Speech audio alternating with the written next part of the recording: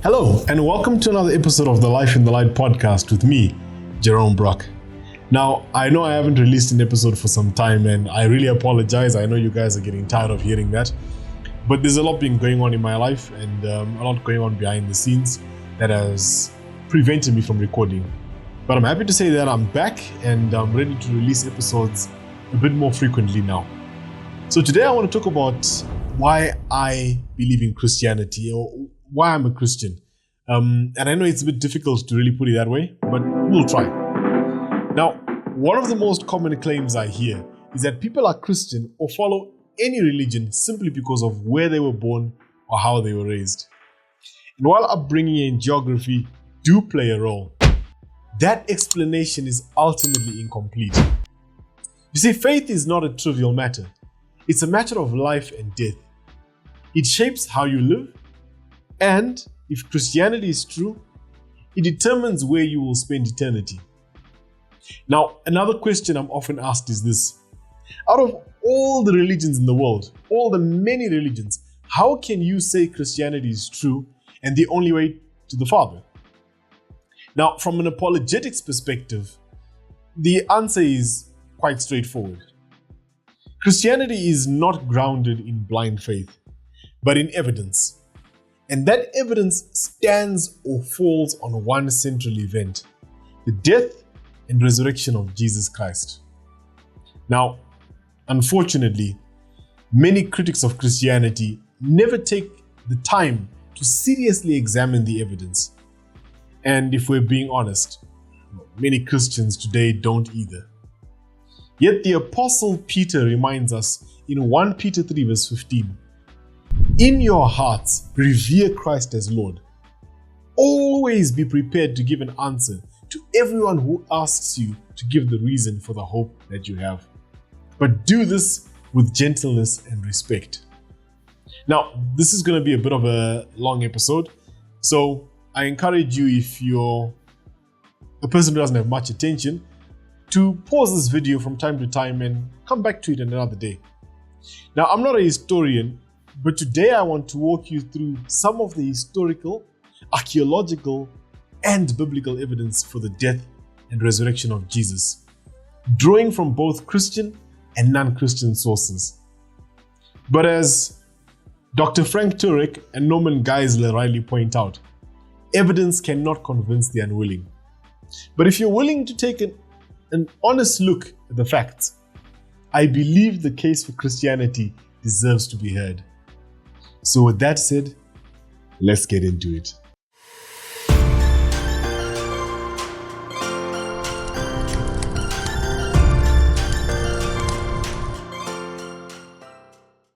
Now, before we talk about the death and resurrection of Jesus, we need to establish something foundational. Christianity did not invent its scriptures or its expectations after the fact. The world Jesus stepped into already had a well-defined religious framework. And in this vein, the first evidence we want to look at are what we refer to as the Dead Sea Scrolls. Now, in about 1947, some young Bedouin shepherds near the Dead Sea, while looking for a lost goat, threw a stone into a cave and heard the sound of pottery breaking. This led them to obviously investigate, and what they uncovered were 7 biblical scrolls. This initial find then triggered an archaeological find in other nearby caves that uncovered around 1,000 of the oldest biblical manuscripts, dated to the 3rd century before Christ, to about 68 years before Christ. Now, when the Dead Sea Scrolls were discovered, both Christian and secular scholars immediately recognized their importance. Now, what's striking is that neither side claims the scrolls undermine Christianity. One of the most respected archaeologists of the 20th century, a man by the name of William F. Albright, called the Dead Sea Scrolls the greatest manuscript discovery of modern times. Now, Albright wasn't making a theological claim. He was basically talking about textual reliability. You know, when people ask you, how can you really trust the Bible? It's been changed so many times. This is what he was talking about. The scrolls showed that the Hebrew scriptures that we read today are substantially the same as those read in the time of Jesus. Now, for example, the Great Isaiah Scroll is one of the original 7 Dead Sea Scrolls, dating to approximately 125 to 100 BC.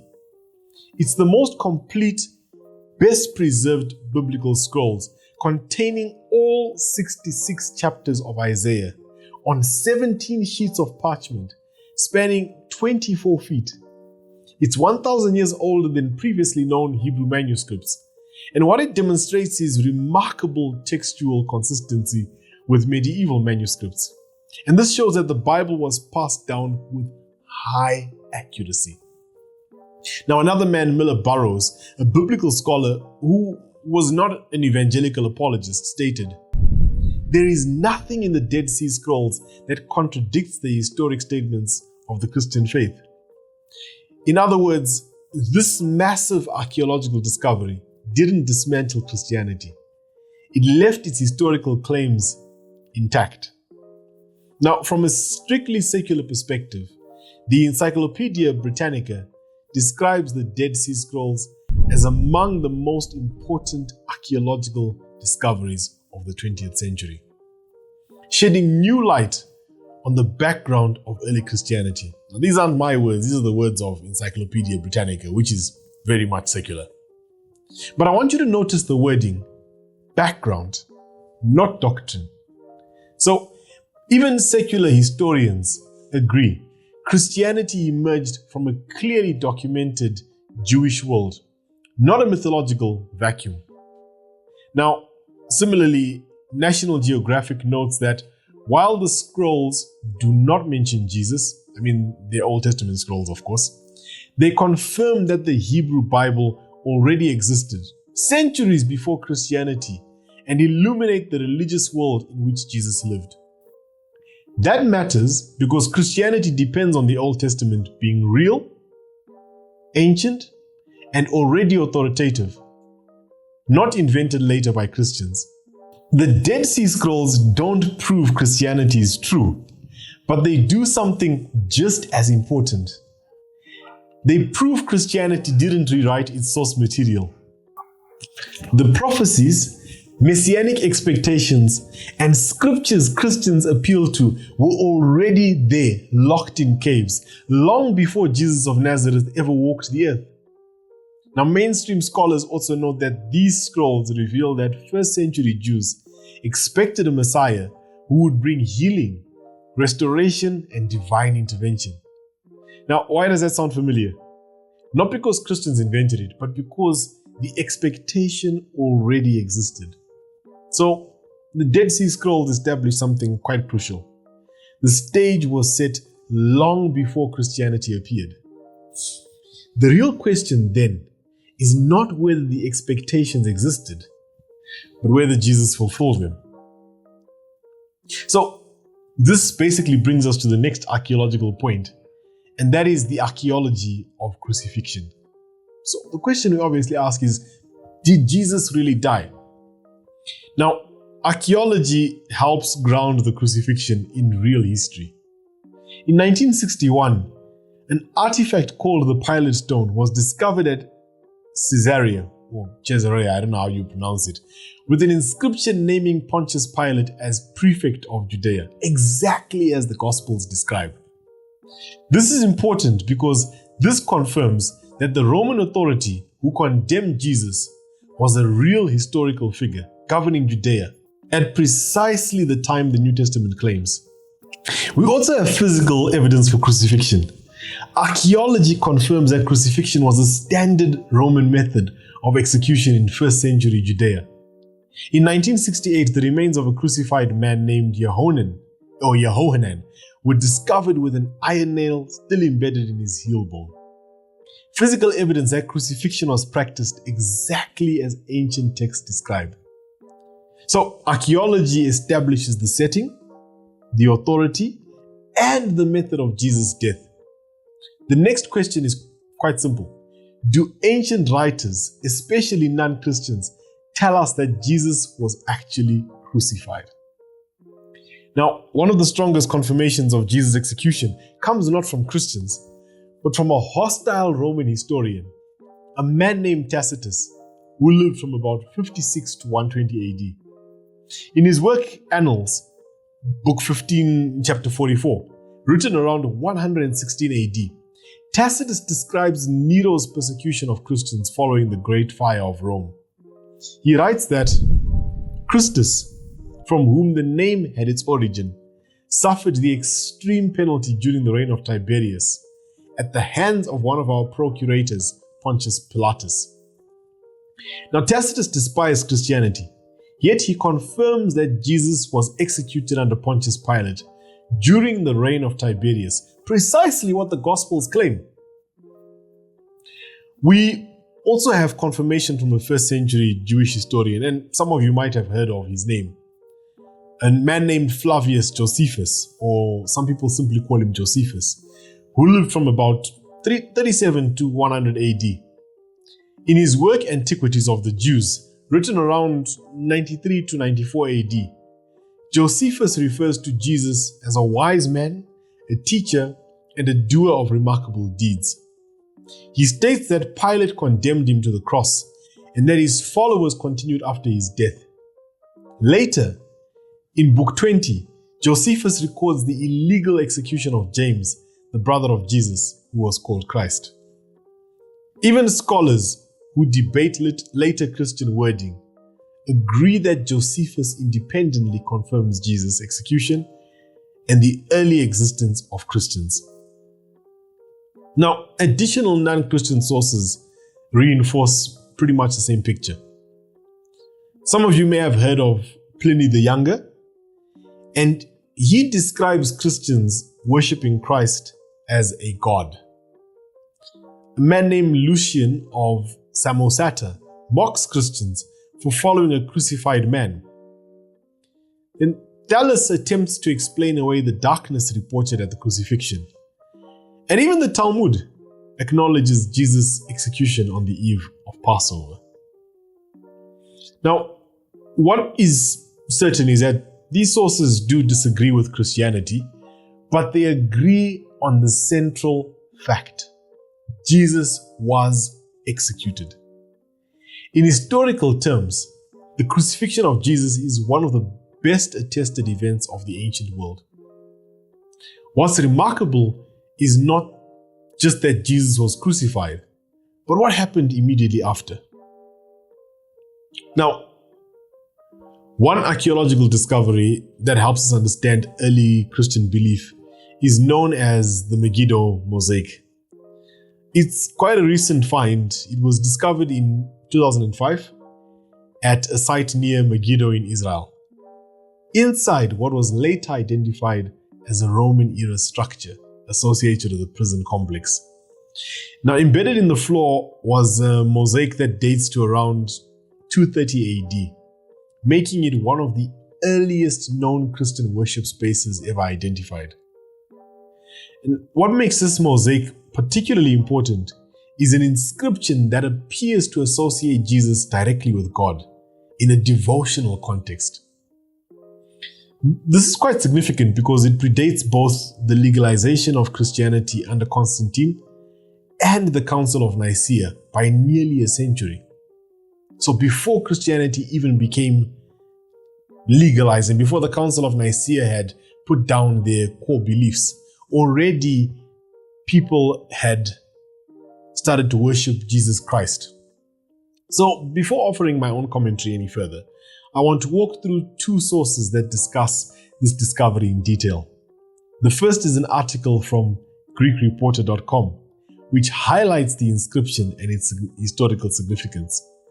And the second is an article from the Museum of the Bible, which provides archaeological and epigraphic context for the inscription and similar early Christian texts. Let's take a look at what these sources actually. So what we're looking at here is the website GreekReporter.com. And basically, as you can see, there's an image of the Megiddo mosaic. And it says here it's the earliest known inscription declaring Jesus as God, which was found below an Israeli prison. And it's known as the Megiddo Mosaic. The artifact inscribed in ancient Greek dates back to around 230 CE. It offers rare insight into early Christian practices. And as you can see, this was discovered beneath this prison. So I want to just quickly go to Museum of the Bible and we'll go back to the website. So this is what the Megiddo Mosaic looks like, and you can see there's all these inscriptions here. And at the center of the mosaic are two fish, which we'll talk about in just a minute. So here in this portion of the inscription, it says Gaianus, also called Porphyrius, centurion, our brother, has made the mosaic at his own expense as an act of generosity. So this was a believer who was a centurion. And it's a Latin name, but basically his colloquial name was Greek. So he basically made the mosaic at his own expense as an act of generosity. And then here it shows the name of the mosaic artist who was Brutius. And it says Brutius has carried out the work in this portion of the inscription. Then here, in another part of the mosaic, it says the God-loving Akeptus and to God Jesus Christ. The God-loving Akeptus has offered the table to God Jesus Christ as a memorial. So to explain what this basically means, this is what the find was. You've got this room that was excavated, and this is the mosaic that is the center of our discussion. And at the center of the room, there's this table that is here, that stood at the center, and the table was basically used for, most likely for celebration of the Lord's Supper. And this was donated by a believer by the name of Akeptus. And then in another part of the mosaic, we've got this inscription that says, remember Primilla and Syriaca and Dorothea and lastly Cresta. Basically, these people might have been martyrs that the mosaic is now calling them to remember. So this is just quite an amazing find. And as it says, it goes back to 230 CE, which is before the Nicene Council and also before the legalization of Christianity by Constantine. So when we go to this website here, we find that it says the structure is interpreted as the... Yeah, that's what happens sometimes when you say the wrong thing. The structure is interpreted as the oldest Christian prayer house in the world, the IAA said in a statement. It tells the story of Christianity even before it became official. So as you can see in this image here, the mosaic is mentioned as the biggest discovery since the Dead Sea Scrolls, which we've already discussed. And here in this inscription, it shows that these early believers already made a theological statement. That says here, God, Jesus, Christ. So they already believed that Jesus was God. We've already gone through some of the inscriptions, but what I want to bring us to is the mosaic symbolism. At the center of the mosaic, I'm sure you saw two fish. And fish in Christianity is basically a symbol of Jesus. The Greek word for fish, as you can see here, is ichthys. And it forms an acronym for Jesus Christ, Son of God, Savior. So the I stands for Iosus, which is Jesus.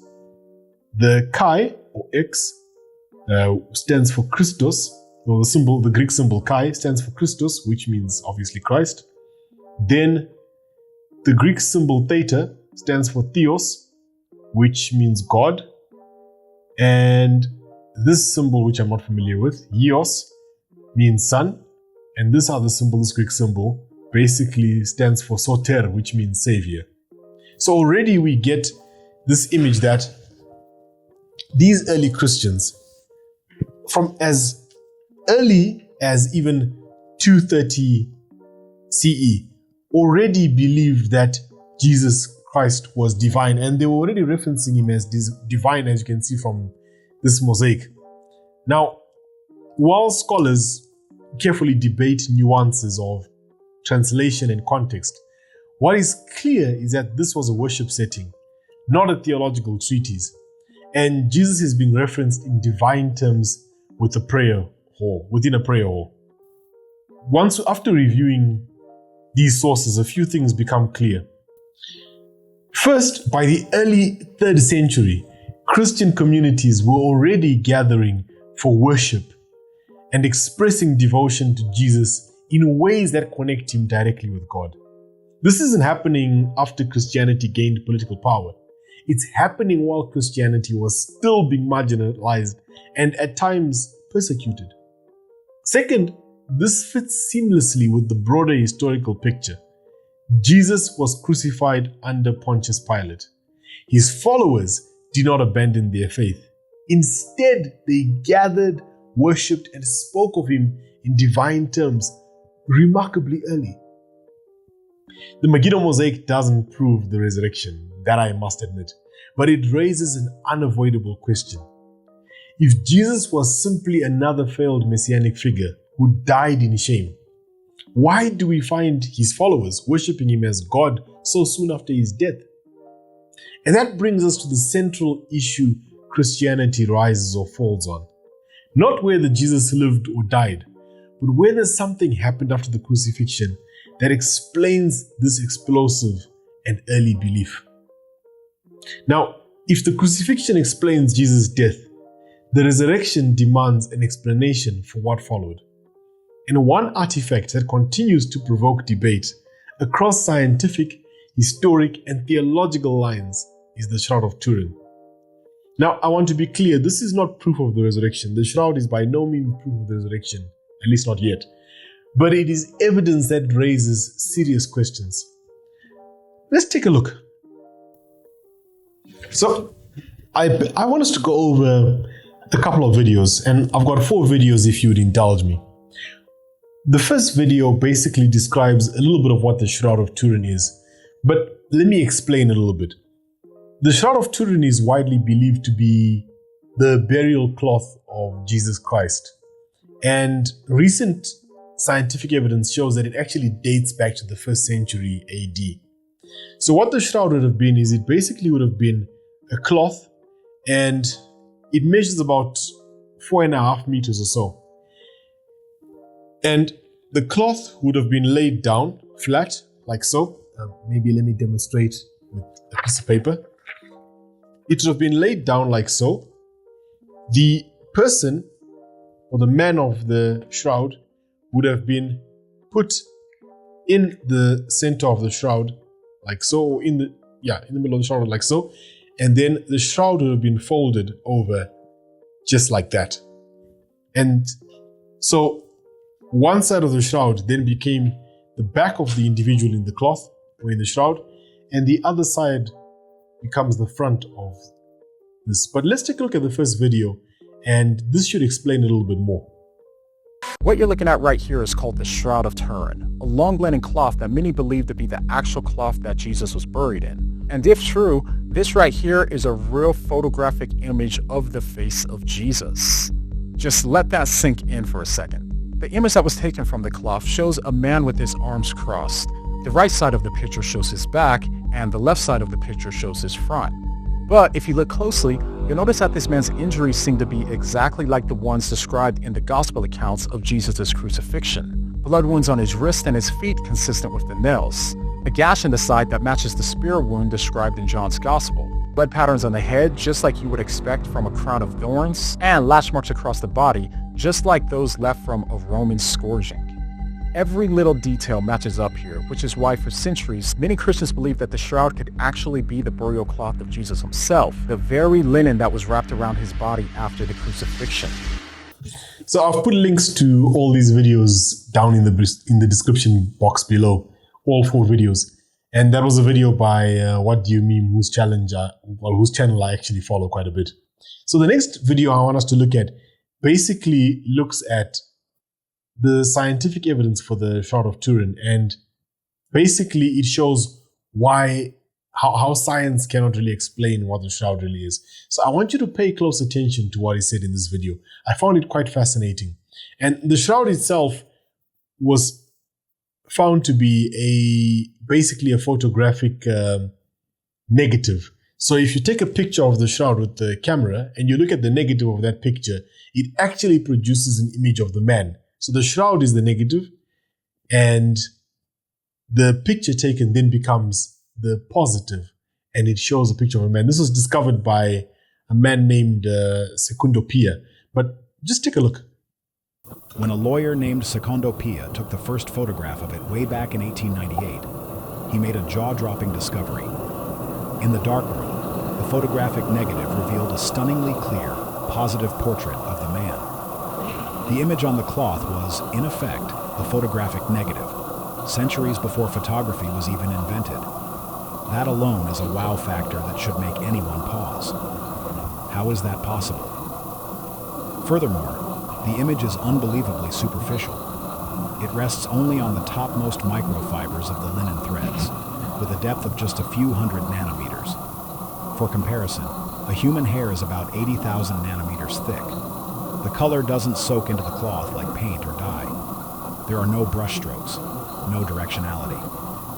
It's more like the fibers themselves were chemically altered in a way that produced the color. Scientists tried everything to replicate it. They used hot statues, acid painting, and dust transfers. They got close, but they could never reproduce all the unique properties of the shroud's image. So this is quite fascinating because modern science and the new techniques that have been developed to date the shroud, because initial dating was a bit flawed and took it to the 16th century when the shroud actually got burnt. Some of the marks you see on the shroud are scorch marks from a fire it was found in. So modern methods of dating have actually shown that the shroud actually dates to 1st century Israel. And when people have tried to recreate the shroud, they've actually failed to do so. And some have even, now it's been suggested that what created the image of the shroud was a sudden burst of energy. So let's continue with the video and you see for yourself. And here's where it gets even weirder. The image contains accurate three-dimensional information. Back in the 1970s, researchers at the Air Force Academy used a VP-8 image analyzer, a device used by NASA to map the surfaces of planets, on a photo of the shroud. They discovered that, unlike a normal photograph, the image intensity corresponded directly to the distance between the cloth and a three-dimensional body. Darker parts of the image, like the tip of the nose, were closer, and lighter parts were farther away. They were able to generate a perfect three-dimensional relief map from a two-dimensional image. No painting or simple photograph has ever been known to contain this kind of spatial data. This is the puzzle that scientists have been stuck on for decades. A medieval date, but with seemingly futuristic technology embedded in the cloth. It's a total contradiction. Yeah, so the next video I want to show you guys is basically a response to the critics. Now, the shroud is obviously not without its own critics. And David Wood, for those of you who follow him, interviewed a man by the name of Professor or Dr. Gary Habermas. And he basically gives a bit of a response to the critics who say that, hey, the shroud is a fake, or we can make something exactly like the shroud. And I want you to listen closely to what he says. So here you go. Let's check it out. But the major view has not really changed. Critics hate it, and critics will go out of their way to say, I faked it, I've done this. A bunch of bull. That's like people living in their parents' basement saying, I'm a scholar and I'm 17 and I've been to school, but I don't think Jesus lived. Well, the guys who are saying, I put paint on a cloth and I can prove you can, yeah, they submit it and that flunks every test because it's not the same data that's on the shroud. Let me start by saying you can take any scientific machine or testing procedure we have today, and to this day, 50 years later, you cannot duplicate the shroud with accurate chemistry and physics. That's one mystery. You can't duplicate it. In fact, one of the main guys in the shroud, who I started calling these guys around for our book, one of the guys, a Yale professor, said to me, the problem is the physics contradicts the chemistry and the chemistry contradicts the physics. You're getting different results, but that's just the data. Something's going on here that's very strange. And so I go, okay, thanks for that. And I kind of store this stuff in my mind and go on. So yeah, the last video I want to show you guys is an interview with an interview done by Michael Knowles with one of the people who's a bit of an expert in the Shroud. And I just thought I'll throw this in there. So let's have a quick look. In one archaeological artifact, we have the death, burial, and resurrection. It brings all three together. And speaking of non-Catholics, you bring up a valid point. I used to be a skeptic of the Shroud. When I was sitting at Faculty of Theology in Keble College working on my 93,000-word thesis on the physical bodily resurrection of Jesus, I was conditioned by Faculty of Theology, and I read in the Bodleian Library at Griffith Papyrology Lab. I was conditioned that the Shroud is a fraud. That's just a Catholic hoax. Yeah. And so I paid no attention to the Shroud. In fact, there's early YouTubes of me where I'm being interviewed about the evidences for the resurrection. I had a very highbrow Oxford answer, UK answer. Oh, I deal in the evidence. Yeah. I deal with the real world authenticity. None of that superstition. Exactly. And then I moved to Oxford in 2009, my wife and I and our daughter at the time. We only had one child. And now we have 5, by the way, including triplets. So I have a dog in the hunt of why I'm interested in this. I go to C.S. Lewis's home. Have you been to the kilns? The kilns I have, yeah. Have you been in Lewis's bedroom? Yes. In Lewis's bedroom, above the mantle, in the room he slept in, Yeah. there is a picture of the 1931 Henri photograph of the Shroud of Turin, because Lewis, who of course is Anglican, for the benefit of our audience, not a Catholic, Lewis wanted to look at the picture of the man in the shroud every day to be reminded that our God has a face. I didn't notice that. When I was there, So, I mean, all I can really say is wow. And I guess I'll leave the rest to you guys, because the evidence needs to be examined. And now, let me just say, whether one accepts the Shroud as authentic or not, what's undeniable is this: no one has been able to fully explain the image, the body wounds consistent with crucifixion, or the absence of decomposition. The Shroud doesn't force belief, but it confronts us with the question: if Jesus died, what explains what happened to his body? So we're left with a historical problem. Jesus was executed. His followers didn't deny it. In fact, they proclaimed it. And yet, almost immediately, they also proclaimed that he rose from the dead. The question now is not whether Jesus lived and died, but whether the resurrection best explains the facts. The New Testament presents multiple lines of internal evidence that the early followers of Jesus believed he was raised from the dead. Now, in my previous video, I mentioned how most of the 12 apostles suffered severe persecution and went to their gruesome deaths for their testimony concerning Jesus and their faith in him. I've put the link to that video in the card somewhere up here. Now, in 1 John 1 verse 1, the Apostle John writes about what was seen and heard. And listen to these words: that which was from the beginning, which we have heard, which we have seen with our eyes. John isn't speaking about abstract belief. It's presented as a sensory experience by those closest to Jesus.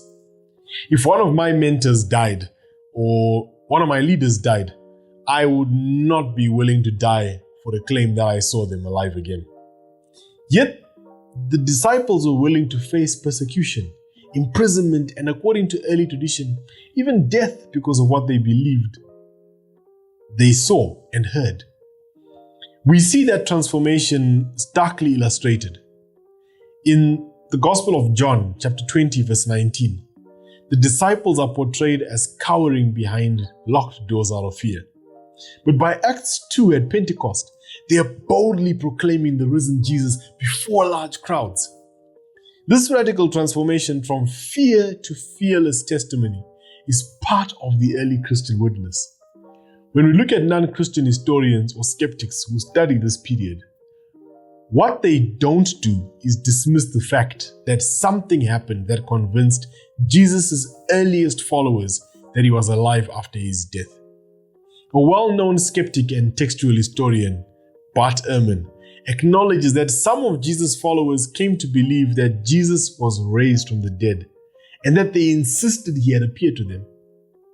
Now, according to Ehrman, these are his own words. We can say with complete certainty that some of his disciples insisted that he soon appeared to them, convincing them that he had been raised from the dead. Now, Ehrman doesn't claim that this proves a supernatural resurrection. He believes the disciples thought they saw something, possibly visionary, and that their conviction is what launched the early Christian movement. Now, another secular scholar cited by some historians, E.P. Sanders, has likewise stated, finally we know that after his death, his followers experienced what they described as the resurrection, the appearance of a living but transformed person who had actually died. They believed this, they lived it, and they died for it. Now, put simply, even from an academic non-Christian standpoint, it is accepted that Jesus' followers came to believe he was alive after his crucifixion. This belief was not a private secret, but became public proclamation. And Paul's writings, for example, 1 Corinthians chapter 15, list multiple resurrection appearances, including to Peter, the 12, and even to more than 500 people at once, many of whom were still alive when Paul wrote. So if Christianity were just invented centuries later, we wouldn't expect the first followers to proclaim the resurrection immediately after the crucifixion, endure persecution and hardship for that claim, and maintain that conviction even when they faced disbelief from others, including their own initial doubt, like Thomas in John 20, who is now nicknamed Doubting Thomas. Something fundamentally shifted the earliest disciples. Whatever else we can conclude about the precise nature of their post-crucifixion experiences, the fact that early believers were convinced Jesus was alive and were willing to proclaim it publicly is difficult to explain without some real and profound event taking place. Now, despite all this historical and biblical evidence, and much more that we haven't really explored here, the reality of Christianity is not merely a body of facts to be collected. The cornerstone of Christian faith, and don't get me wrong, the cornerstone of Christian faith is not archaeological or textual evidence alone. It is what Jesus does in our personal lives. I can, without doubt, say that my life, after Jesus came into my life, what Jesus has done in my life has totally changed me, has made me into a totally different person than what I knew. And he's still doing a work in my life. And for me, this is the testimony of Christianity, far above evidence and history. But look at the interaction between John the Baptist from prison and Jesus Christ. When we open Luke chapter 7 from verse 18 to 23, John, while he's in prison, sends messengers to ask Jesus, "Are you the one who is to come, or should we expect someone else?" And what does Jesus reply? He replies by pointing to the evidence of his works. The blind see, the lame walk, lepers are cleansed, the deaf hear, the dead are raised, and the good news is preached to the poor. This demonstrates a faith founded on observing the transformative reality of Jesus' ministry. And similarly, in John 9 verse 25, one of my favorite scriptures, the man born blind boldly testifies, "One thing I do know, I was blind, but now I see." So he didn't need a thesis on why Old Testament prophecy needs to be relied upon or 10 prophecies that point to the Messiah. He just simply said, "Look, one thing I know is I was blind, but now I see." His statement is simple, factual, and powerful, pointing to a reality that simply cannot be ignored. These passages remind us that Christianity is not just a set of historical claims. It is a living, observable reality in the lives of people, both ancient and living today. So, here's my challenge for you, the listener.